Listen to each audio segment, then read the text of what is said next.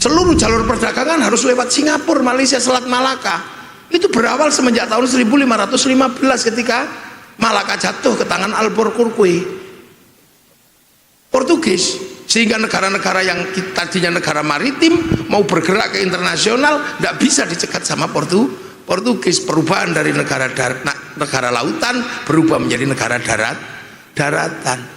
Maka Pak Harto misalnya mau membuka jalur tanpa lewat Selat Malaka agar direct buka pelabuhan Sabang di Aceh, gagal karena GAM. Pengen direct buka sistem perdagangan langsung dari otorita Batam, gagal karena demonstrasi buruh. Memang mudah kan bayangannya? Gak mudah, semuanya berat. Apalagi kita ini mulai tidak cinta pada bangsa dan negara, dikit-dikit jelek. Makanya Pak Jokowi memindahkan ibu kota IKN ke Indonesia Tengah agar dalam pertarungan digital kita memungkinkan untuk melawan mereka. Tapi kemudian kitanya nggak paham, akhirnya teriak-teriak itu yang kandang apa bayi jin buang anak atau apa banyak, karena kita yang nggak tahu itu nggak paham atau sudah di sana. Inggris memberikan otoritas kepada Singapura dan Malaysia sebagai negara persemakmuran untuk mengajukan waktunya 1 jam lebih awal dari waktu Jakarta, sehingga bursa efeknya buka 1 jam lebih awal dari waktu Jakarta. Keras dengan Amerika, nggak usah banyak-banyak, 5 kali transaksi 5 juta dolar di bursa Singapura, mate kita. Indonesia negara kaya, ya memang kaya, ini tuh negara kaya. PLN pakai batu bara, ya memang dulu PLN itu pakai batu bara. Nah sekarang beberapa negara misalnya menggunakan nuklir,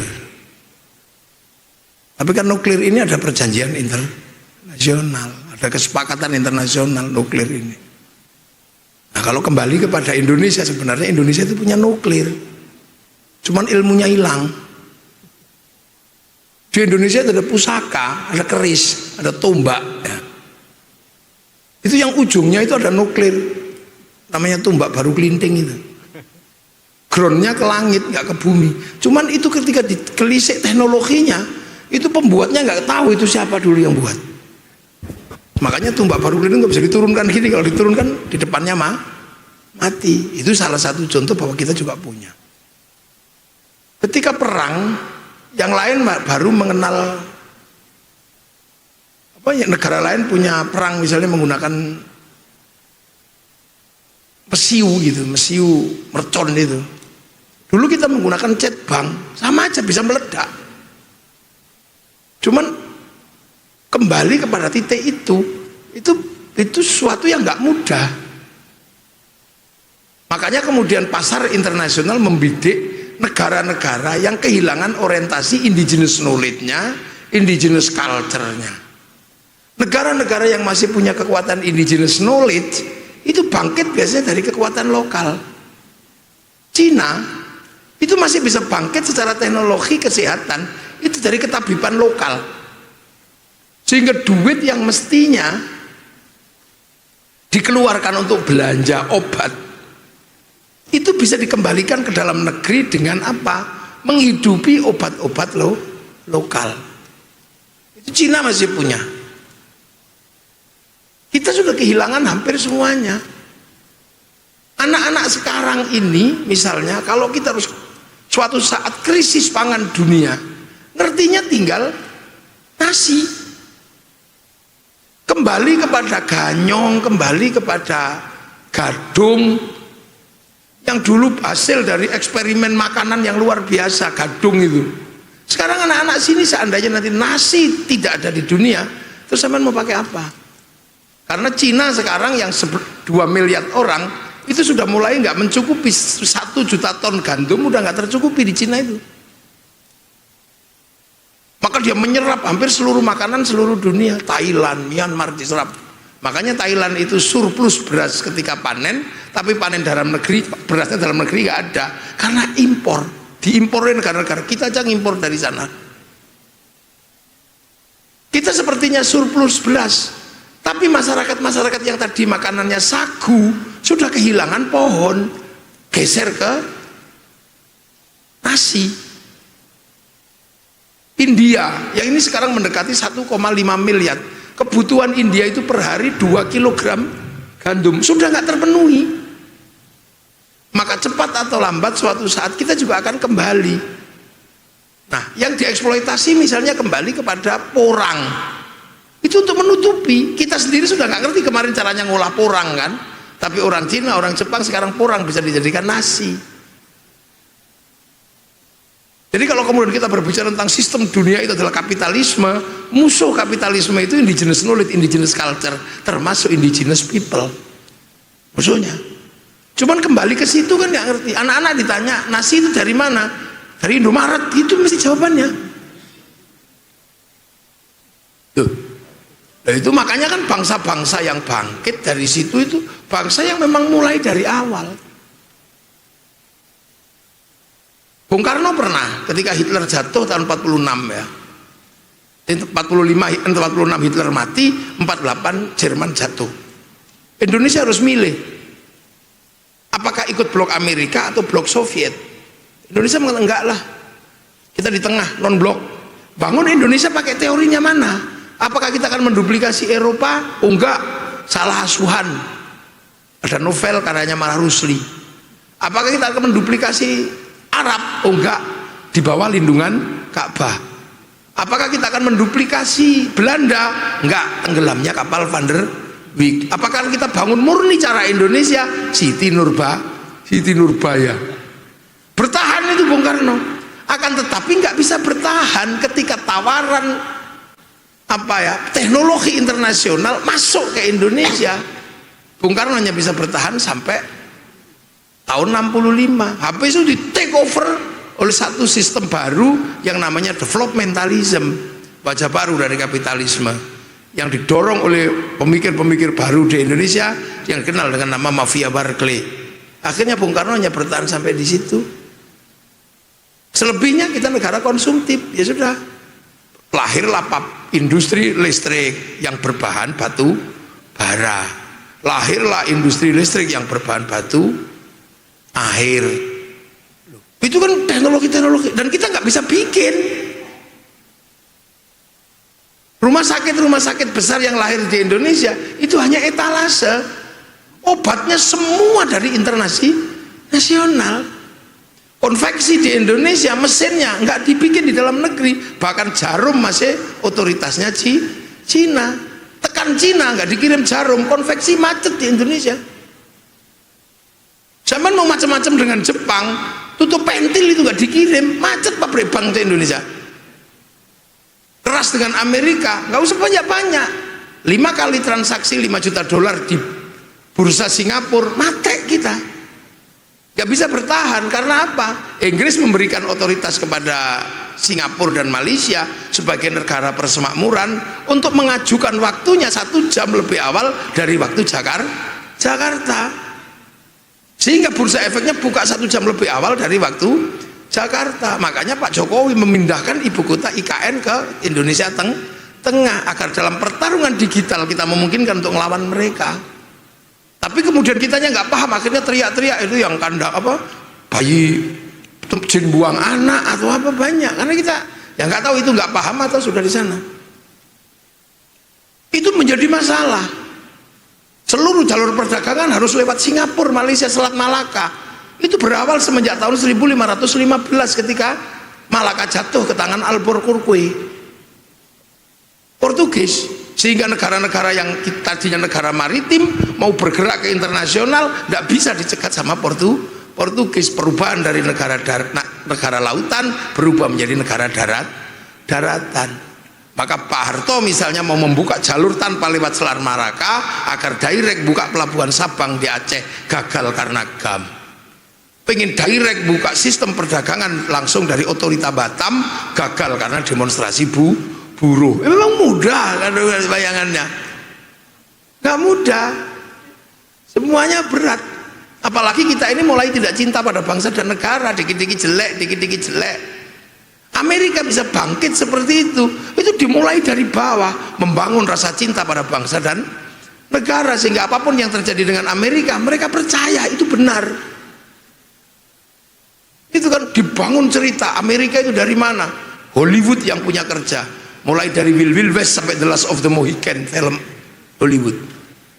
Dibangunlah bagaimana ketika mereka gagal di Vietnam, Rambo 1 sampai 6. Kalah dengan Irak waktu itu, bikin Hotshot 1 sampai 2. Gagal dalam terorisme, dia kampanye pakai 12 strong.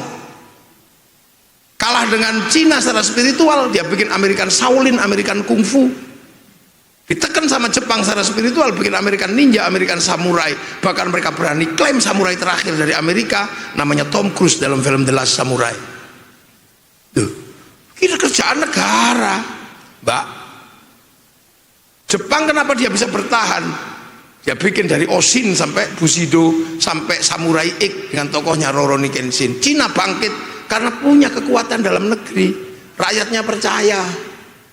Dibangun mulai dari apa itu, Wong Fei Hung sampai Sun Wukong, ular putih, ular hijau diceritakan, sampai terakhir Mulan dibikin oleh Hollywood. Kita punya Kertanegara, nggak ada lagi yang ceritakan. Coba dengar, Malaysia membanggakan bangsanya dari kecil, si Upin dan si Ipin. Dia nggak boleh ribut dengan anak-anak India, kasih tokoh kecil namanya Jarjit. Jangan ribut dengan anak-anak Cina, kasih Mei Mei. Jangan ribut dengan anak-anak Indonesia, kasih Susanti. Ini karakter nation yang harus dibangun. Kita nggak pernah membangun itu, maka tugas UIN nanti juga bikin squel-squel pendek untuk menjelaskan bangsamu. Jarwo dosok. Jadi kita sudah berusaha balak-balik untuk membangun itu. Tapi bahwa problem-problem kita juga cukup serius. Kita kalau berbicara energi masa depan, mungkin kita ini negeri terdepan. Kalau energi masa depan itu basicnya adalah angin, kita punya pantai terpanjang dunia. Kalau basicnya adalah matahari, kita punya 3 waktu. Kalau basicnya adalah panas bumi, kita negeri cincin api. Cuman teknologi yang untuk membangun itu butuh kalian yang berpengetahuan. Butuh anak-anak saintek gitu nanti. Kalau anak fakultas dakwah nggak usah diurusi. Suruh ngaji aja bagaimana dunia stabil, tidak ribut, stabilitas ada, roda ekonomi berjalan. Yang menyerap pasar itu fakultas dakwah. Mulutan, pasar ingkung terserap, pasar son terserap, tenda terserap, itu bagiannya fakultas dakwah, nyerap pasar. Yang bikin pasar biar anak-anak saintek, anak-anak kedokteran. Itu kalau ada masalah biar fakultas syariah yang urus. Kalau sudah bulat dalam urusan agama biar usuluddin yang urus. Ya kalau sudah bermasalah dengan akhlak biar fakultas adab. Karena ada masing-masing, itu kerjanya Pak Rektor. Kalau manusia sudah mulai bermasalah dengan dirinya, fakultas kedokteran. Dulu mulai dibangun, integrated, nggak bisa sendiri-sendiri. Kita nggak ada yang bangun. Punya polisi dijelek-jelekkan, punya tentara dijelek-jelekkan. Padahal itu alat negara. Punya presiden jelek, apa-apa jelek, dan kita hobi. Sementara dunia ini sudah dunia digital, keluar dari dunia analog. Saudara mulai belajar jujur, karena kita sekarang semuanya menggunakan sistem data. Bapak-bapak kita ini sudah nggak bisa nipu. Lagi di mana Pak? Lagi di masjid, video call, buyar kita gimana nih? Lari ke sana. Sudah mau ke Pekalongan kok, sudah di mana? Udah di jalan, share live, nggak taunya di rumah, nggak bisa. Ini era data, udah nggak bisa. Era cloud ini pakai algoritma digital. Kita punya algoritma digital, ya UIN itu karena punya Al-Quran. Al-Quran itu downloadan. Balu Al-Quranul Majid fil Lauhim Mahfud. Makanya Quran turun pakai print out, pakai coding. Print outnya ilmu tafsir, codingnya alif bata itu. Sekarang dunia pakai coding semua. Kenapa Cina bisa bangkit? Dia menguasai coding. Ketika algoritma internasional disepakati, codingnya didaftarkan pakai huruf mereka, sehingga dia bisa lawan Amazon pakai Alibaba, dia bisa lawan WhatsApp pakai WeChat, dia bisa lawan Facebook pakai QQ Run. Karena codingnya ada. Kita Indonesia Masuk algoritma internasional coding nggak ada. Karena apa? Kita punya bahasa nggak punya huruf. Kita ini punya bahasa nggak punya huruf. Paling nggak ya UIN ini harus menyuarakan huruf Indonesia yang disepakati untuk menjadi coding internasional apa, sehingga password kita tetap ABCD. Coba kalau huruf kita disepakati huruf Jawa gitu, terus password kita pakai huruf Jawa Belgedes, aman, nggak bisa diretas. Ini kan problem-problem gede yang mesti satu-satu diselesaikan. Jadi menyelesaikan Indonesia ini nggak mudah karena negeri kepulauan, negeri yang banyak, harus berpikir semua kan gitu. Termasuk tadi yang disampaikan oleh pertanyaan kedua, apa tadi? Yang kedua itu yang laki-laki itu. Tadi nggak ada pertanyaan sebenarnya, jadi saya biarkan. Oh, nggak ada pertanyaan. Apa yang ditanyakan tadi, Mas? Apa sih? Apakah jihad ekologis itu bisa sebagai tanda kutip istilah untuk menuntut orang yang lebih bertanggung jawab terhadap alam yang dirusak itu? Ya kalau jihad ekologis itu, Mas, dimanapun yang dihadapi itu kan regulasi. Regulasi lah. Negara itu punya regulasi. Regulasi itu kalau dalam bahasa IAIN, dalam bahasa UIN, itu namanya tasarruful imam ala ro'iyah manutun bil maslahah. Itu regulasi, aturan main. Nah di sebuah negara itu nggak mungkin ada tanpa campur tangan parlemen. Karena yang mengeluarkan regulasi itu parlemen. Parlemen hanya bisa dimasuki oleh partai politik. Nah bagaimana sampean mau turut campur dalam urusan regulasi kalau alergi pada partai politik? Itu kan paradok mahasiswa. Oh, sampean ribut tentang regulasi. Kenapa Raja Ampat? Regulasi yang ada. Kenapa tambang-tambang ada? Regulasinya. Nggak berani pengusaha bergerak tanpa regulasi. Pasti menggunakan regulasi. Persoalannya mengatur regulasi lewat jalur belakang itu urusan lain. Tapi pasti semuanya pakai regulasi. Nggak berani nggak pakai regulasi, pakai aturan. Nah sampean kalau mau ikut terlibat di situ jangan ragu dengan politik. Merancang dari sekarang, saya nanti akan jadi dewan, tapi berhubung dewan itu butuh teman banyak, cari teman sebanyak-banyaknya. Kalau kurang teman, beli. Bukan ini sudah, jangan kemudian masih berpikir tentang ar-rosi wal murtasi finnar. Toh redaksi awalnya la'anallahu ar-rosi wal murtasi fil hukmi. Itu Ibnu Majah. Itu teman, jangan berpikir paradok. Jihad ekologi, tapi kita nggak bisa menahan diri dari konsumtif. Pengen negara baik, regulasi jalan, sampai anti partai politik. Karena regulasi dan partai politik ini paralel. Malayatimul wajib illa bihi fahuwa wajib. Jadi harus ada penjembatannya. Al halalu bayyinun wal haramu bayyinun la talbisul haqqa bil batil, itu jelas. Tapi kalau kondisi realnya adalah membutuhkan satu hukum baru agar nggak rumit di situ, ya ad-daruratu tubihul mahdurat, al masyaqqatu tajlibut taisir. Jadi ada titik-titik komprominya. Innani anallah la ilaha illa ana fa'budni wa ma khalaqtul jinna wal insa illa liya'budun, ini tegas.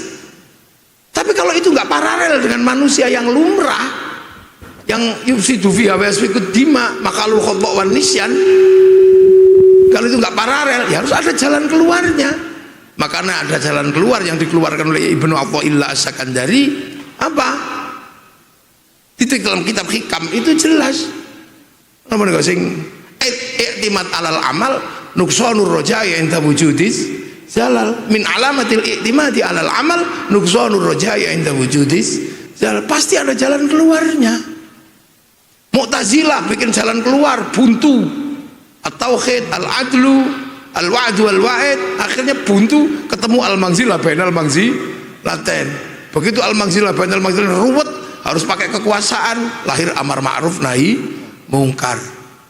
Terus berkembang. Ini dunia ini nggak statis. Dia bergerak, jin pensiun, malaikat pensiun, itu ada nanti. Wong kuncinya di manusia. Lu jin banyak pensiun sekarang. Jin sakti yang tukang nempeling orang itu udah pensiun sekarang. Karena nempeling orang 60 juta. Malaikat yang nungguin bayi kapan dilahirkan pensiun. Jatahnya hari Kamis, hari Selasa sudah dikeluarkan. Pakai sesar. Makanya bayi sekarang itu kalau mendoakan susah. Karena nggak pakai weton, angkatan, drama tuh diangkat. Jadi sampai coba berpikir dalam narasi manusia. Jangan selalu berpikir dalam narasi manusia. Tuhan itu kurang sakti apa? Memaksa manusia untuk sholat. Tapi kalau manusianya repot, itu jamak. Manusianya masih susah, jamak kosor. Manusianya kebablasan, kodok. Lang gitu, enak kan? Manusia suruh ibadah, khusyuk lah. Jangan tolak-tolak, yang khusyuk menghadap Allah. Tapi kalau nggak bisa, apa bagaimana? Sudah Allah,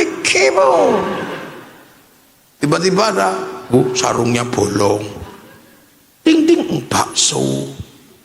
Apa yang dilakukan oleh Allah? Marah nggak? Enggak, udah deh, nggak usah dipikir begitu. Tenang aja. Ubudullah ka'annaka tarahu fa illam takun tarahu fa innahu yaraka. Ya udah deh, kamu ibadah sama aku, yang penting kamu seolah lihat aku. Kalau kau nggak lihat aku, yakin aku lihat kamu. Akhirnya Allahu Akbar. Jangan gerak, dilihat manusia, dilihat Allah. Allahu Akbar. Ini wajah tuh aja. Tiba-tiba ada ding bakso. Nggak apa-apa, sama dari awal sampai akhir dengerin bakso boleh. Yang nggak boleh itu lupa diawasi Allah, akhirnya pesen 2 mangkok pak. Nah itu nggak boleh.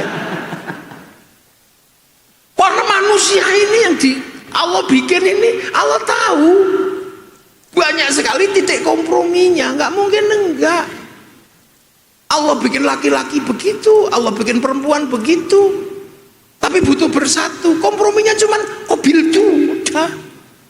Mau sampai kejar kayak apapun, ya nggak boleh kalau nggak ada kobil tuh.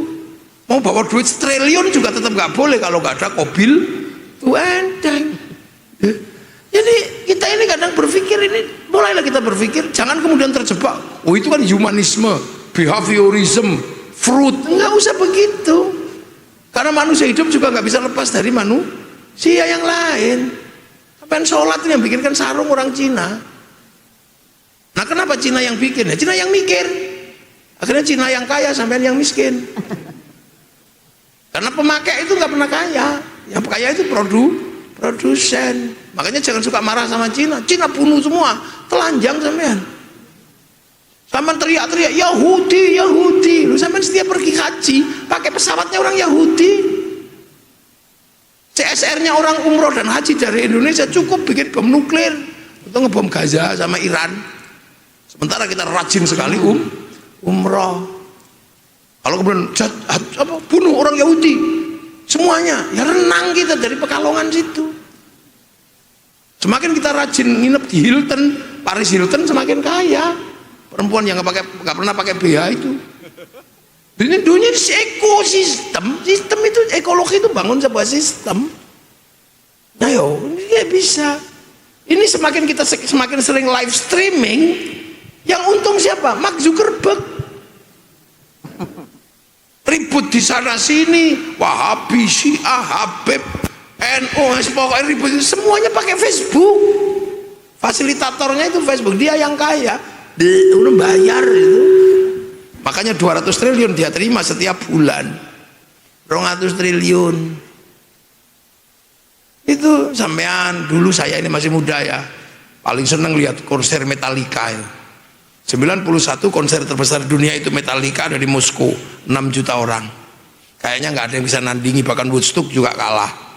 Ternyata begitu Covid diajar sama BTS, ceng gitu aja yang nonton 100 juta orang. Itu seminggu 4 kali, sebulan 16 kali. 1 tahun saya hitung uang masuk dari Indonesia, dari dunia ke BTS itu 2.600 triliun.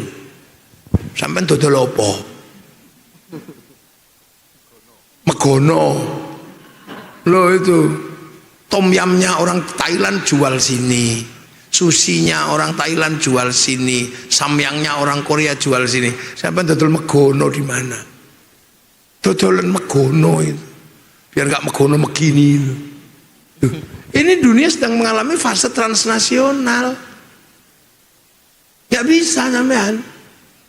Anakku sing cilik itu belanja bros, itu kok Kanada coba. Tuku bros itu dari Kanada. Anak saya itu regane piro? 23.000. Iku ngirime piye? Nalar kita nggak masuk, itu nggak nyampe $2. Kok iso toko Kanada bros? Ayo. Kita juga laki-laki sekarang nggak capek nganter istri. Istri itu biasanya kalau diantar selisih 1.000 pindah toko. Sekarang semuanya online. Enak kan beli tidur gini online. Pengen soto online. Enak, yang penting rekeningnya ada duitnya. Dunia berubah, dunia baru. Televisi hilang. Industri pertelevisian tiba-tiba kita hilang, diambil semua sama WhatsApp. Koran hilang. Ini dunia baru. Ya UIN nggak boleh analog. Ini dunia baru. Surat cinta hilang. Padahal itu dulu paling membahagiakan. Kalau sudah warnanya pink, baunya melati, bau genderuwo, cocok. Untukmu kekasihku. Entah kenapa semenjak kamu merantau ke Pekalongan, aku merindukanmu. Di malam-malam yang gelap seperti ini terdengar lagu Isabella. Kecut hatiku, khawatir putus seperti Isabella, cinta dua dunia. Terkadang aku juga merindukanmu walaupun sepi. Tapi kenapa setiap aku merindukanmu yang keluar wajah bapakmu? Iya kan, eranya Pak Zainal ini, Pak Rektor. Ya gak itu. Aku tahu kau pun malam hari ini merindukanku, karena kata rembulan kau dan aku sedang duduk di bawah sinarnya yang sama. Perih memang mencintaimu seperti kata penyair. Kau tusuk di sana, berdarah di sini. Aku masih bisa mencium bau tubuhmu, karena sebelum kamu pergi kau sempat sentuh ujung hidungku. Baunya masih tersisa. Karena kamu tahu nggak, seminggu aku nggak mandi dan nggak cuci muka. Setiap aku cuci muka, aku pakai Indi Plus. Oh itu dulu pinter zamannya Pak Rektor itu, Pak. Kekasihku, ini semua demi masa depan kau dan aku dan anak-anak kita nanti. Dariku yang mencintaimu. Cendrawasih burung irian. Terima kasih dan cukup sekian. 4 kali 4 16. Sempat tidak sempat Arab dibalas. Ambil perangko dilat template no itu. Tahu-tahu hilang dari hadapan kita. Pak Pos nggak ada, Bapak nggak ada. Ini dunia baru. Terus sampean masih manual gitu ya, ditinggal. Ketinggalan kita ini. Makanya UIN ini kalau bisa jurusan-jurusan yang kira-kira udah nggak berguna hapus. Dosennya kalau nggak bisa di-upgrade, keluarkan. Udah gitu geser ke TU. Gitu, jangan mempertahankan jurusan yang sudah gak ada gunanya. Ngapain? Itu biar dulu sama pesantren aja. Fakultas dakwah masih berguna itu. Masih berguna karena yang menyerap pasar. Ya, ini kalau kira-kira jurusan yang udah gak, mata kuliah yang udah gak berguna, apa? Yang satu hal yang gak boleh hilang dari mata kuliah UIN itu satu aja. Islam ditinjau dari berbagai aspeknya. Jadi bisa Harun Nasution. Makanya anak UIN itu apa-apa aja bisa, karena pernah mata kuliah belajar Islam ditinjau dari berbagai aspeknya. Iya, 4 jilid. Covernya biru loh, masih hafal ini. Loh ya alumni Jogja. Saya juga pernah kuliah kok. Jangan dikira saya nggak pernah kuliah. Saya pernah kuliah 22 semester. Ya kan zaman dulu boleh. Lulus itu kan dianjurkan. Kalau belum dianjurkan ya belum lulus. Jadi makanya saya itu di kuliahan itu dulu kan ditanya dosen, kamu nggak masuk, nggak boleh ikut ujian. Alah itu kan kalau bapak datang saya nggak datang dihitung. Yang saya datang bapak nggak datang nggak pernah dihitung. Oh iya toh, nah, iya itu enak dulu. Jadi kuliah itu enak. Apalagi dulu IAIN Jogja, wah enak Epal. Kosnya setahun cuma 75.000. Itu sudah elit tuh, kos 75.000 setahun itu. Kamar mandi luar tapi tidurnya di luar. Itu jihad ya, itu. Dulu IAIN, Institut Agama Islam Negeri, Wali Songo, pokoknya wali-wali lah. Makanya kalau Gus Dur ya wali, berarti makanya jadi nama IAIN. Wali 10, wali negara. Jadi sampean nggak usah berkecil hati di situ-situ. IAIN, saya keliling dunia itu karena IAIN. Mungkin diantara ini di sini yang banyak kali keliling dunia itu saya. Ujung-ujung Afrika saya udah datang semua. Negeri Eropa mana yang nggak pernah tak datangi? Negeri paling dingin di seluruh dunia udah pernah tak datangi. -70 di Yakutsk, perbatasan Siberia sana. Kencing aja nggak bisa keluar. Karena begitu mau keluar, cep, itu langsung garing. Lu jangan berkecil hati, jadi tapi mindset berpikirnya harus gede dan kecil. Jadi kalau melihat negara, ya kelasnya gede. Jangan kemudian mikir negara dari kelas apa, yang gede. Ya. Jadi gini, sebenarnya ada dua hukum ya, yang akan kita bicarakan itu kalau berbicara ekologi. Karena yang kita bicarakan ini sesuatu yang milik semua manusia, milik semua bangsa, milik semua agama, milik ras manapun. Karena yang kita bicarakan itu bumi sebenarnya. Bumi ini milik semuanya. Makanya kalau berbicara bumi kita pakai hukum alam, sunnatullah. Jadi dia nggak pandang bulu. Mau beragama, mau nggak beragama, kalau di tepi sungai pasti kena banjir. Itu hukum bumi. Mau soleh, mau nggak soleh, kalau ngundul gunung ya longsor. Mau soleh, mau nggak soleh, mau bertuhan atau nggak bertuhan, kalau perahunya bocor ya tenggelam. Itu namanya hukum alam. Jadi jangan terlalu sentimental ketika berbicara hukum alam. Kenapa aku sudah menyembahmu masih kena longsor? Ya itu hukum alam. Kena rob. Pekalongan, sufi-sufi besar ada di Pekalongan. Kenapa rob? Ya nggak usah sentimental gitu loh. Itu hukum alam namanya. Jadi nggak usah jauh nariknya. Makanya kalau ekologi kok pakai bahasa jihad itu ya, semoga ini tidak seperti jihad di perang Badar aja. Jihad itu spesifik ya. Dari satu kata yang dulu sangat spesifik terkait dengan mengorbankan nyawa demi kemerdekaan manusia, itu dulu seperti itu. Terus kemudian maknanya digeser sana, geser sini, sampai akhirnya memperjuangkan calon istri juga berjihad. Ya kan? Ya lah, sufi itu juga spesifik dia. Pembersihan hati yang dikenal dalam dunia Islam, yang kemudian menjadi tasawuf, dia secara epistemologi dia spesifik. Akan tetapi ekologi ini dia universal. Makanya nah, mau kita mulai dari mana? Mau kita mulai dari usia bumi yang triliunan tahun sebagaimana arkeolog, atau mau kita mulai dari semenjak kita mendapatkan kabar tentang bumi, kan gitu. Kita kalau nggak dapat kabar tentang bumi ini kan baru kita itu. Karena kalau diukur dari Nabi Adam sampai Nabi Muhammad ini kan juga belum lama.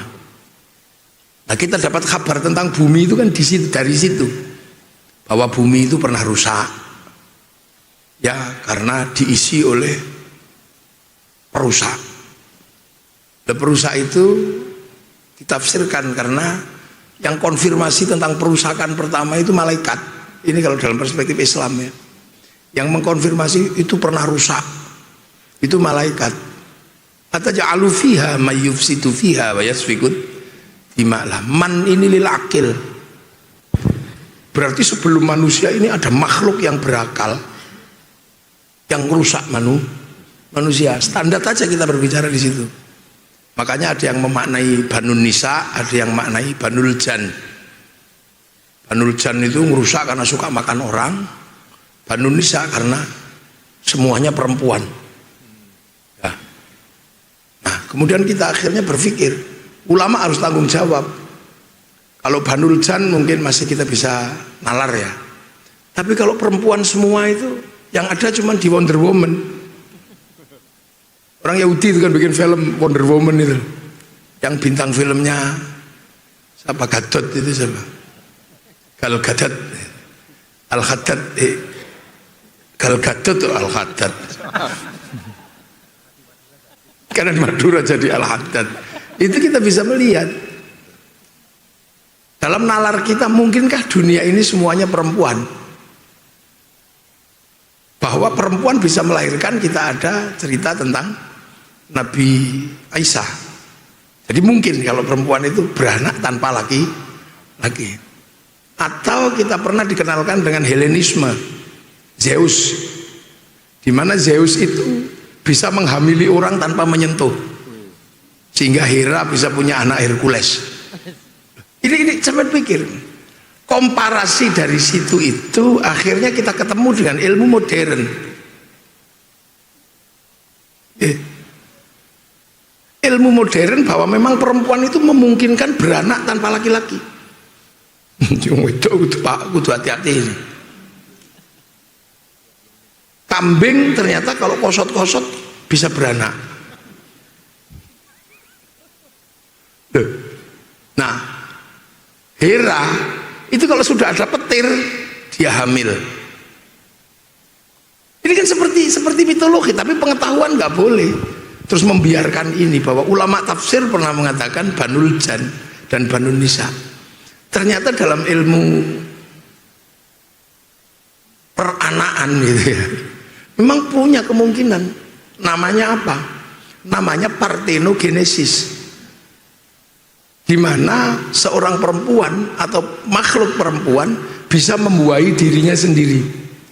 Tawon itu tidak butuh laki-laki karena dia bisa menyengat telurnya sendiri. Dengan kelistrikan tertentu, maka tawon perempuan bisa membuahi telurnya sendiri. Maka kita bisa paham, petir dengan jangkauan tertentu secara tepat dan terukur itu mampu membuahi telur. Makanya Hera bisa beranak. Makanya orang Jawa selalu bilang, nek udan-udan cah wedok aja udan-udan, nek sambar mledek engko meteng. Loh coba. Loh. Karena apa? Karena ternyata kelistrikan dengan kadar tertentu, frekuensi tertentu yang tepat mampu membuahkan telur. Makanya sampai hati-hati. Bojo jangan emosi terlalu, nanti jadi listrik beranak. Nah dari situlah kita mendengar kabar pertama kali bahwa secara ekologis bumi pernah rusak. Akan tetapi kalimat yang disampaikan oleh malaikat itu melekat sampai hari ini, di mana yang disebut ataj'alu fiha may yufsidu fiha wa yasfikud dima itu melekat pada Adam dan Hawa. Melekat di situ, di kita ini, yang akhirnya memang fungsi utamanya manusia itu ya merusak dan menumpahkan darah. Gak bisa dihindari. Kalau nggak ngerusak, manusia juga nggak hidup. Ini bikin gedung segede ini berapa gunung yang rusak? Ayo lu ya coba, ini kita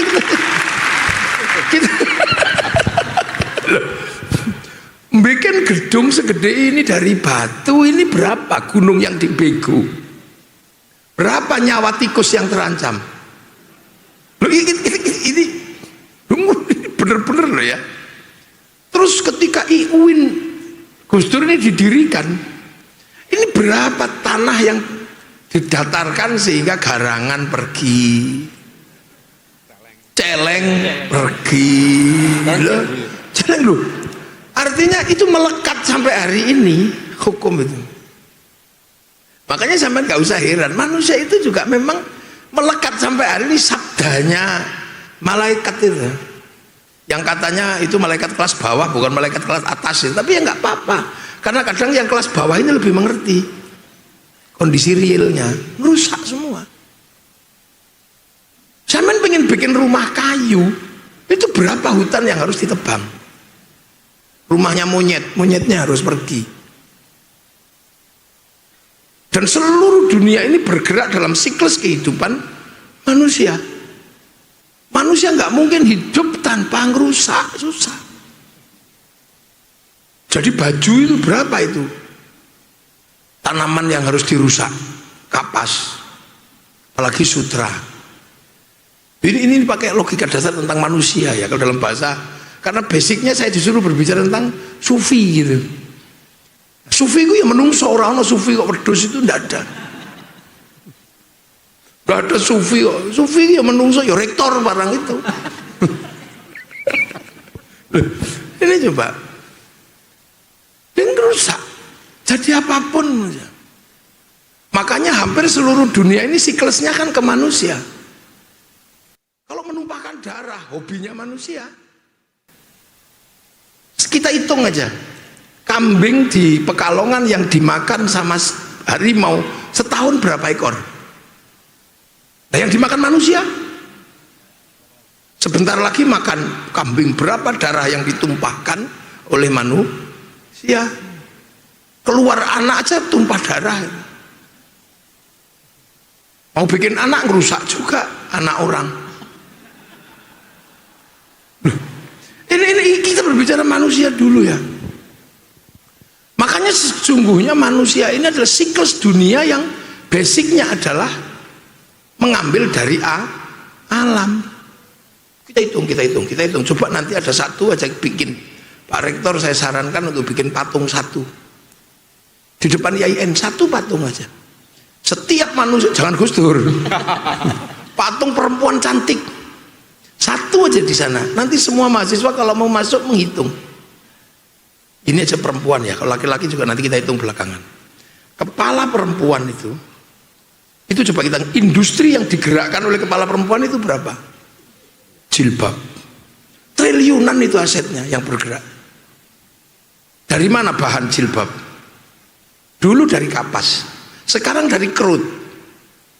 Kerut tidak mungkin ada tanpa penambangan minyak. Lahirlah Aramco, Arab American Corporation. Lahirlah Pertamina, itu salah satu divisi yang kemudian dipecah senyawanya jadi kain. Terus berapa perempuan bikin kain kayak begini? Coba kalau tiba-tiba sudahlah hindari penggunaan kain, terus kesini nggak ada yang pakai baju, mungkin nggak? Ya nggak mungkin juga. Itu jilbab, peci, bahannya dari mana? Apa kemudian mengambil bahan dari Jupiter? Kan nggak mungkin juga. Bahannya dari mana itu kain itu? Tiba-tiba perempuan pengen cantik, pengen merubah warna rambut, lahirlah pabrik semir triliunan di mana-mana. Itu dari mana bahan semir?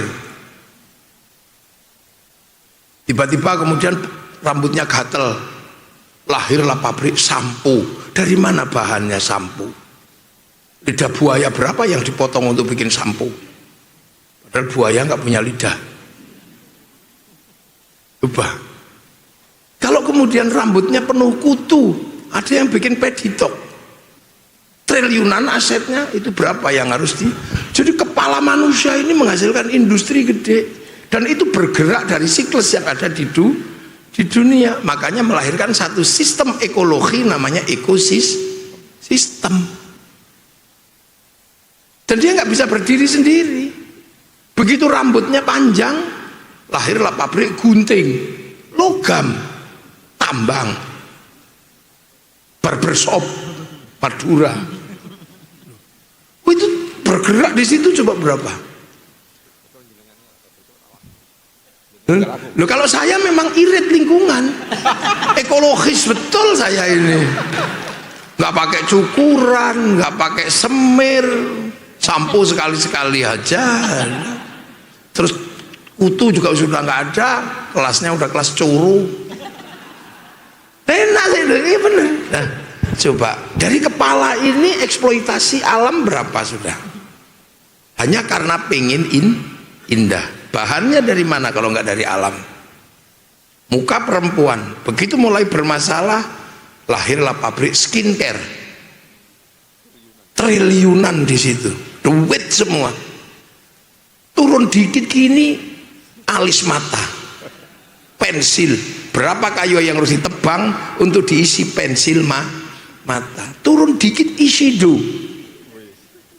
Lah iya, turun dikit ini ada namanya maskara yang idepe kurang panjang. Apal bojoku wedok. Ini industri gede, coba kita hitung.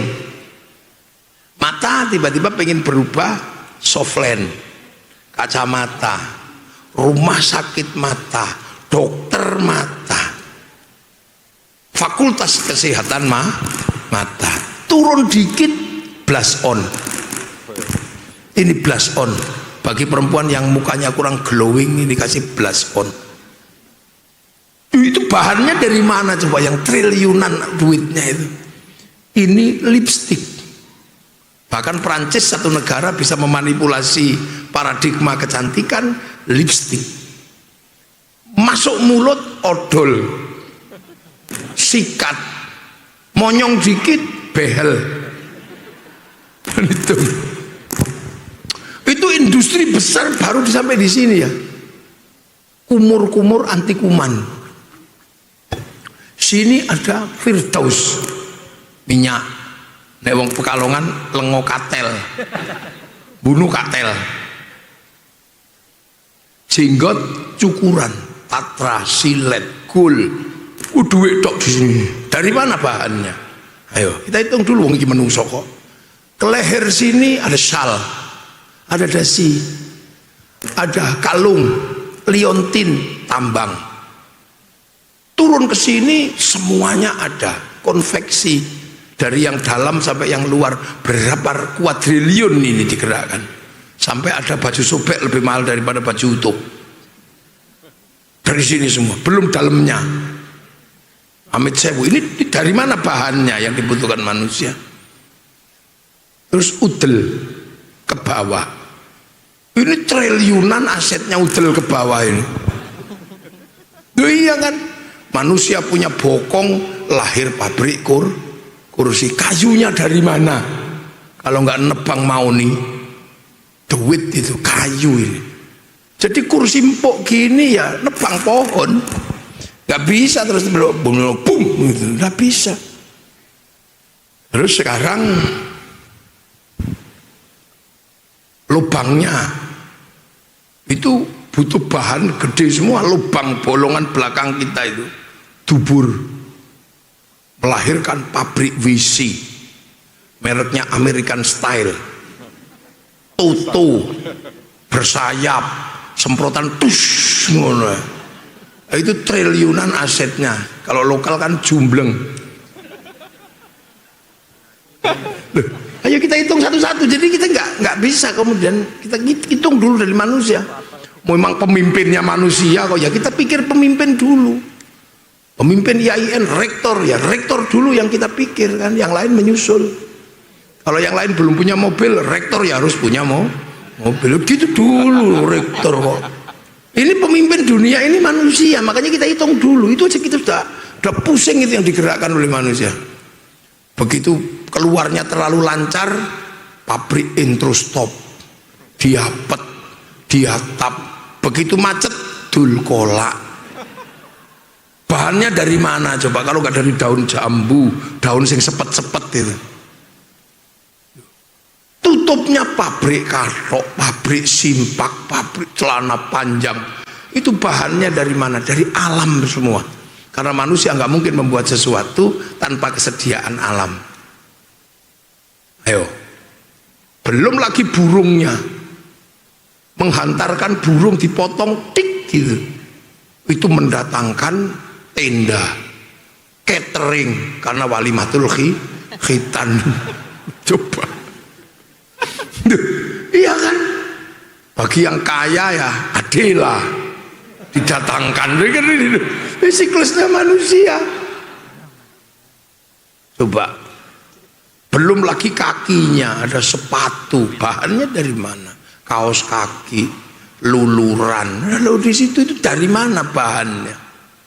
Setelah itu manusia jadi indah dan cantik, pakai mobil, mosok wis ayu mobilnya Cherry lu Rawangun, Alphard, duit piro itu? Bahannya dari mana? Tambang apa saja? Akhirnya dia butuh minyak. Minyak harus nambang dalam bumi. Begitu sekarang ganti baterai, harus cari nikel, ngerok gunung. Nikel, apa? Mobil listrik hulunya bagus. Mobil listrik hilirnya bagus. Mobil bensin, mobil bahan bakar minyak hilirnya kok kotor. Tapi kebalik, bahan bakar hulunya bersih, listrik hulunya hancur. Ayo. Wis ngono terus bar ngono nang warung mangan. Diajari Tuhan Allahumma barik lana, ora entuk barikli. Makanya kalau makan harus ngajak temannya. Kalau makan sendiri barikli. Makanya mangan orang mangan kumpul. Itu berapa? Begitu sampai makan nasi, sampai harus mikir dari sawah. Buka lahan sawah 1 juta hektar di Papua. Berapa orang hutan yang harus lari, ular yang harus lari, welut sing minggat, pohon yang ditebang, misalnya gitu. Masih lagi melibatkan BPN, karena kalau batas sawah nggak dilibatkan negara, bunuh-bunuhan sama tetangga. Harus ada pengairan, berapa tanah yang harus dibelah untuk mengairi. Harus ada pabrik pupuk. Kalau pupuk manusia nggak bisa. Sapi kurang, lahirlah industri pupuk. Setelah itu begitu panen ada mesin pemanen namanya kombi. Digiling ada mesin giling, ada rumah yang untuk menyimpan padi. Naik kompor ada pabrik kompor, ada pabrik Miyako, Rinnai, ada kompor gas LPG. Biar rasanya menjadi lebih enak, pabrik bumbu. Nanam bawang, nanam lombok, buka hutan untuk nanam cabai. Ayo, ekosistem itu begitu. Selesai bumboni masih kurang karena butuh asin, tapi pantai mangrove harus ditebang semuanya untuk bikin tambak garam di Madura. Tambak-tambak itu mencurigakan. Kita curiga jangan-jangan waktu bikin garam ditambak orangnya kencing. Makanya kita curiga, satu kasih nama Uyah, satu nama Uyuh, karena khawatir pas nggawe Uyah nguyuh. Selesai makan kita melibatkan negara karena nyemil anggur merah. Loh, ini anggur merah Kang, adelokno sampean dikira duwet ndak. Anggur merah ini bukan tanaman Indonesia, ini tanaman Eropa, Australia, datang ke sini impor. Kalau sudah berbicara impor, berbicara negara. Negara menunjuk Menteri Perdagangan menunjuk eksportir, importir. Begitu kesepakatan barang masuk, sistem dunia bergerak karena harus ada bill of lading, letter of intent. Jaminannya apa? Obligasi. Satu sistem dunia yang dikendalikan oleh Bank Devisa New York, punyanya Rothschild Rockefeller, pengusaha Yahudi. Ayo. Munio. Itu namanya ekosistem. Makanya dunia itu baik-baik saja kalau nggak ada manusia. Kalau nggak ada manusia itu baik-baik saja. Makanya kemarin waktu COVID, seandainya manusia itu mati semua, dunia baik-baik saja. Sungai akan penuh ikan lagi, laut akan nyaman, burung-burung akan nyaman. Kalau nggak ada manusia, iya, tapi sepi. Makanya dunia diserahkan oleh Allah kepada manusia biar rame. Coba diserahkan ke malaikat, sepi dunia itu. Orang nggak menikah, nggak ada son horeg kalau malaikat. Sepi dunia itu. Orang ono pengajian, orang ono UIN, orang ono nggak ada SPP, nggak ada Pak Rektor yang marah-marah karena sampah, nggak ada, aman. Apa diserahkan kepada iblis itu sepi, dunia ini serem. Oh, ya. Nah makanya diserahkan ke manusia dengan segala resikonya. Buktinya di mana? Chernobyl di Soviet sana tidak ada masalah sekarang. Dulu kan nggak bisa ditempati manusia. Ternyata begitu nggak ada manusia, sekarang jadi hutan kota. Ikan ada, keledai hidup di situ, burung-burung ada. Ini kenapa dunia ruwet? Karena sampean. Jadi kalau berbicara tentang itu dimulai dari rektornya.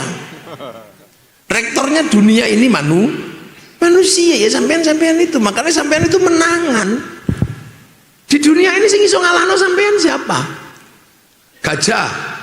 Sirkus masuk. Diracun mati. Singa seberapa kuatnya? Karena manusia habis. Gak ada satupun. Siapa sih bisa mengendalikan manusia? Gak ada. Manusia itu kalahnya cuma sama satu, ngantuk. Sudah kalau manusia itu udah ngantuk, udah gak ada musuh, terus kalah itu. Mike Tyson mau tinju kok ngantuk, gak jadi. Rektor mau ngantor kok ngantuk, gak jadi. Mantan baru itu loh bikin anak, kalau ngantuk gak jadi. Musuhnya ngantuk. Makanya untuk memenangkan dunia, para sufi itu melawan ngantuk. Iya, sufi-sufi itu melawan ngantuk dan berusaha hidup irit biar gak ngerusak dunia. Waktunya orang tidur dia melek, jadi nggak butuh ranjang, nggak butuh nebang pohon. Waktunya orang pakai baju, ya waktunya orang pakai baju mewah, dia cuma pakai baju bolong, nggak perlu industri. Waktunya makan mestinya tadi siklus hidup seperti itu, dia puasa irit, ya kan? Tapi dunia sepi. Jadi kalau kemudian untuk melawan keseimbangan ekologi kembali kepada tasawuf itu paling cocok. Tapi apa menungso gelem? Bener. Sufi, makanya kalau saya ini kadang orang minta doa itu, Kiai tolong dong sakit didoain, bayar Kiai, gak usah. Kiai itu mendapatkan ilmu murah, karena nggak makan tambah murah, nggak tidur tambah irit, nggak mandi tambah gak pakai sabun. Jadi ilmu yang didapat oleh Kiai itu ilmu murah sebenarnya, karena cara ngambilnya murah, tambah nggak tidur, tambah nggak makan, tambah nggak minum, irit. Kenapa dokter itu mahal? Untuk mendapatkan ilmunya mahal, praktikumnya mahal. Jadi sebenarnya kalau kemudian perlawanan jihad ekologis kok pakai sufi, gak usah ngelawan, murah. Sakit kepala cuman pakai suwok, itu sudah. Gak perlu pabrik bodrek, ya kan? Ibu-ibu itu mau melahirkan sungsang, gitu. Sudah keluar, nggak perlu UGD, nggak perlu rumah sakit bersalin, nggak perlu BKIA. Sakit mata cukup sembuh, nggak perlu insto, nggak perlu loto. Ini apa iso? Itu makanya siklus itu. Makanya kalau berbicara tentang situ kita bisa melihat trennya, itu kan grafiknya kita bisa lihat. Zaman Nabi Adam kerusakan nggak ada, karena baru 2 orang. Urusan yang ada baru urusan I love you, Qabil sama Habil gitu aja. Nabi Idris sudah mulai masalah karena orang semakin banyak, sudah mulai malu kalau nggak pakai baju. Makanya Nabi Idris dikenal sebagai penjahit, tukang jahit. Tapi karena bajunya masih bolong-bolong, jelek-jelek, maka peletak dasar tasawuf pertama kali adalah Nabi Idris. Makanya umatnya sampai sekarang masih ada namanya Sobiin, atau dikenal dengan Sobi'ah Mandaiyun, di perbatasan Iran sama Irak. Tapi begitu zaman Nabi Nuh, manusia sudah semakin banyak, Allah mengeluarkan banjir, traumatik manusia. Semenjak itu manusia hobi menerbang hutan, bikin perahu. Kenapa sekarang seandainya musim banjir nggak apa-apa, banyak perahu. Tapi ketika manusia pertama kali kena banjir, mati karena perahunya satu. Begitu traumatik, karena itu manusia mikir, ini seorang banjir mati, nebang hutan bikin perahu. Semenjak itulah hutan mulai ditebang untuk bikin perahu. Apalagi semenjak itu terus kemudian ada rasa malu bikin rumah. Zaman Nabi Nuh orangnya itu 60 dhiro segini kali 60 sekitar 50 meter. Kalau bikin rumah kayu habis kayu berapa itu? Mulai kan? Itu zaman Nabi Nuh terakhir, orang sudah mulai bikin patung, batu sudah mulai dieksploitasi. untuk bikin perwujudan Tuhan. Mulailah manusia merambah gunung. Wah, apalagi di zaman Nabi Ibrahim, manusia sudah mulai mati gara-gara digigit nyamuk. Mulailah eksploitasi alam, mencari bagaimana obat nyamuk ada. Namrud mulai membangun bangunan-bangunan tinggi, sampai akhirnya Nabi Sulaiman membangun bangunan tinggi. Tapi lebih irit karena apa? Karena pakai jin. Gunung sudah mulai dirambah, dibikin King Salomon, tapi masih pakai jin, masih murah untuk ngangkat-ngangkat batu. Tapi lama-lama nenek moyang kita capek juga ngurus jin pengangkat batu, pakai wedhus kendit, ayam cemani, ribet. Akhirnya perubahan manusia mengarah kepada pembuatan alat bantu. Begitu alat bantu ada, namanya kren sama bego. Tidak lagi butuh wedhus kendit atau ayam cemani, tapi butuh minyak, pengembangan minyak. Dulu zaman Nabi Sulaiman enak, jatuh cinta sama Balkis, kling gitu datang. Ngurusi jin yang begitu capek. Maka sekarang lahirlah pemindahan orang, bukan lagi teleportasi, tapi transportasi, pesawat, mobil, eksploitasi alam pasti.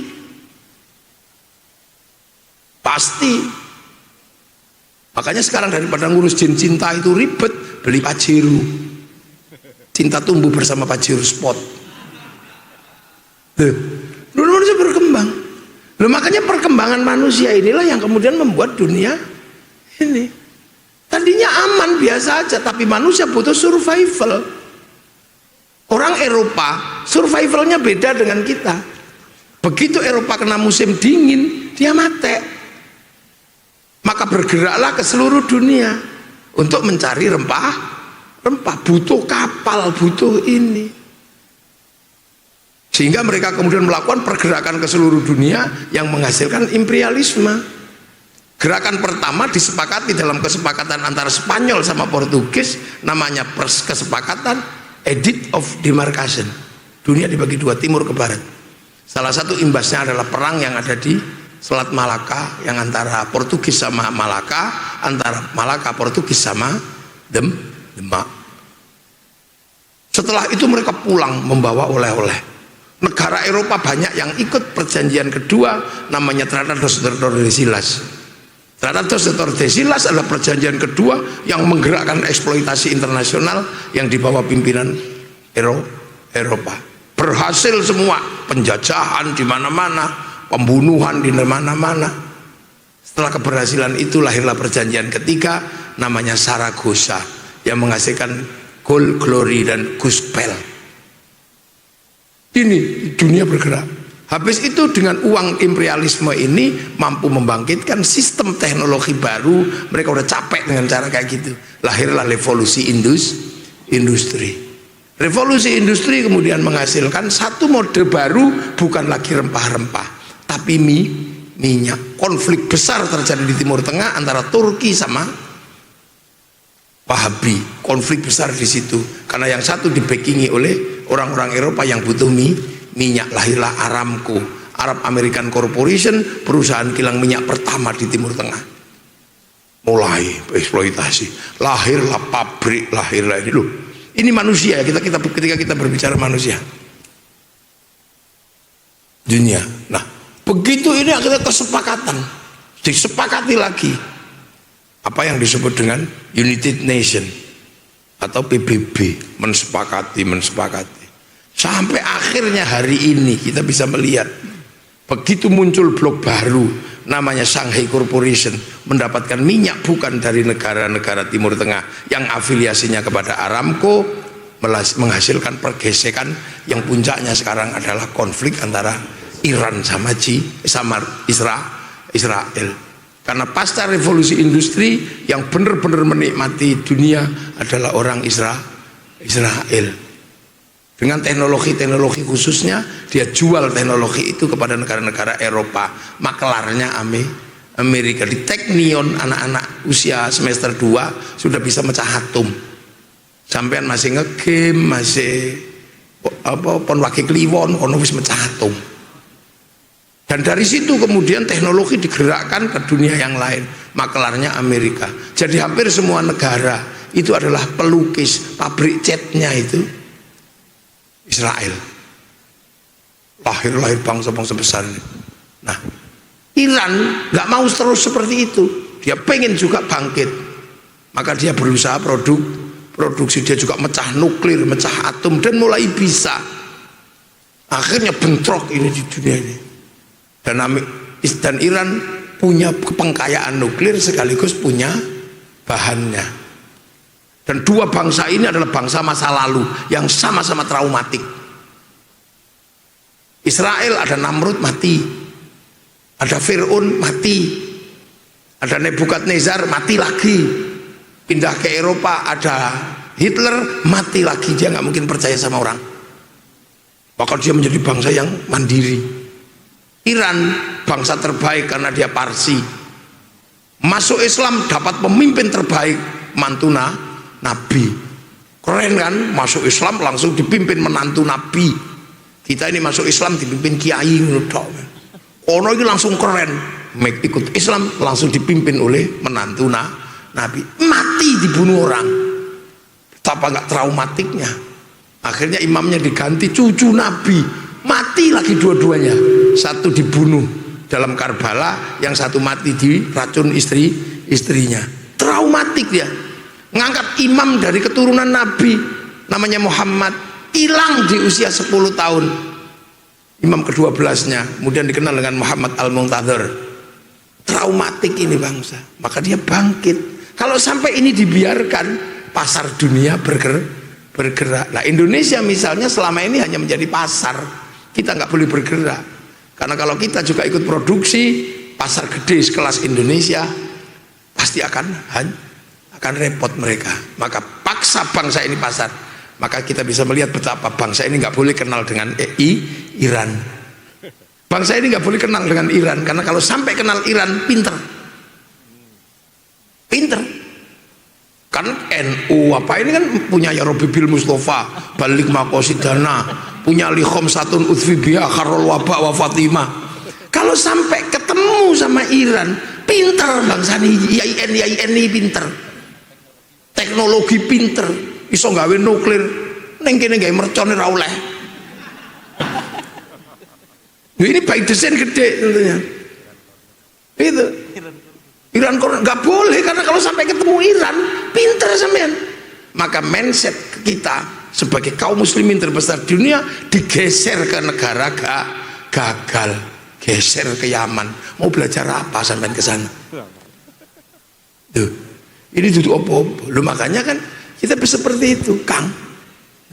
Ini manusia dulu sebelum kita berbicara tentang jihad ekologi. Bertarung kita nanti kalau mau jihad ekologi. Mau ndak kita ini mengambil sikap sedikit zuhud. Zuhud itu ambil sebanyak-banyaknya, pakailah secukupnya. Itu kan mesti nanting dulu wong sampean manusia kok. Tiba-tiba jihad ekologi, ini orang ngerti butuhmu, mencret kamu nanti. IAIN jihad ekologi, padahal sebentar lagi bongkar gunung untuk bikin gedung. Sampean tiba-tiba mari jihad ekologi, mulai dari kontraktor melok nguruk tol. Waduh, dosa ini, gunung mana yang tak kerok ini loh. Makanya walladzi khalaqalakum ma fil ardi jami'a, kabeh untuk kalian. Tapi sampean kudu ngerti sacukupe ya apa, itu kan nggak ada batasnya. Sampean nggak ngerok, yang lain ngerok, karena ternyata semua kembali kepada manusia. Buka lahan sawit sebegitu banyak, CPU itu yang make juga si orang hutan goreng itu eneng. Nikel dibuka seluas-luasnya, segede-gedenya, yang make baterai sampean. Ora ono munyok nggo baterai iki eneng. Malaikat apa meneh ora payu. Ya kan? Tambang-tambang besar dibuka, dolomit dibuka, penambangan batu kars dibuka. Yang pakai siapa? Manusia. dan pasar manusia besar. Duit yang berputar di sini dari handphone aja berapa ratus miliar ini, ya kan? Nah kalau yang punya Xiaomi ya murah lah, yang pakainya Oppo ngono ya rada murah. Nah kalau yang pakainya iPhone ya mahal, Z Fold ya mahal, Huawei ya mahal. Nah kalau pakai Polyphonic tuh ya murah. Mengambil jarak dari pergerakan dunia yang eksploitatif dengan nalar tasawuf adalah menantang diri sendiri untuk hidup berada di dalam tahap hanya kebutuhan. Wani ora. Mulane sadurunge wani tenan tak nyangsik. Ngono kaya Kanjeng Nabi ngajak perang Badar. Siap perang, siap Rasul. Siap perang, siap Rasul. Begitu ngerti musuhe 3000 sing budal mek wong 313. Mate sing wani mek wong iku tok liyane bibit melayu. Ternyata begitu mari kita jihad ekologi. Enggak tahunya begitu wae budal karo wong pira. Ambe iya mawar budal bojoku njaluk Alphard Kang. Bojoku lipstik elek ya nesu. Artinya itu kita sedang seperti itu. Kita selalu menghitung kerusakan, tapi sampean nggak pernah menghitung bahwa seluruh pasar kerusakan itu adalah manusia. Batu bara yang ditambang dengan eksploitasi yang luar biasa untuk membangkitkan PLN. PLN untuk ngetop listrikmu itu. HP yang sering ngirim. Betapa borosnya sampean ngirim. Bobok yo ngirim. Udah makan lom ngirim. Itu listrik apa? Bisa enggak kita menggunakan handphone secukupnya? Neng omah AC, turu AC, kipas-kipas ora. Tapi kipas-kipas juga mesti memotong daun kelapa. Dunia itu siklus sih.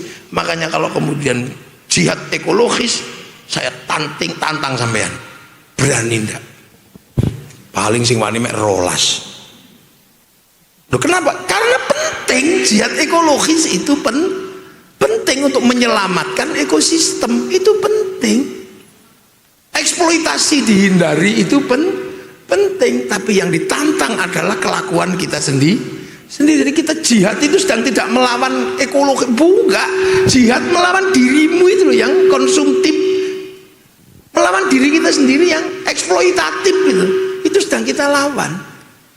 Maka edukasi tentang ekologi itu menjadi penting untuk sekedarnya. Ning sekolahnya kan yo advokasinya lama, sampai harus litigasi baru bisa advokasi. Kalau enggak ya, nah itu. Makanya kadang kita ini beda nek demonstran ngono enggak apa-apa. Ini presiden jelek ini enggak apa-apa. Ngono presiden ku 5 tahun tok baru ngono ganti sampean sing ganti ya ora apa-apa. Tapi kalau jihad ekologis itu yang kita tantang diri kita sendiri. Sampean misalnya murah sebenarnya. Sekolah pakai sendal jepit, ora oleh kok karo rektor kok. Harus pakai sepatu. Lah sepatu pabrik ngambil dari tambang dari apa? Oleh ora. Murah kalau misalnya dimulai IAIN apa UIN Gus Dur pakai sendal jepit bakia irit itu tapi kayunya juga ditebang loh iya kan. Rektor tidak lagi pakai mobil, pakai sepeda ontel biar sehat. Ya lucu loh rektor kok ngontel itu apa. Rektor ya Mercy utawa Alphard karena simbol Kiai.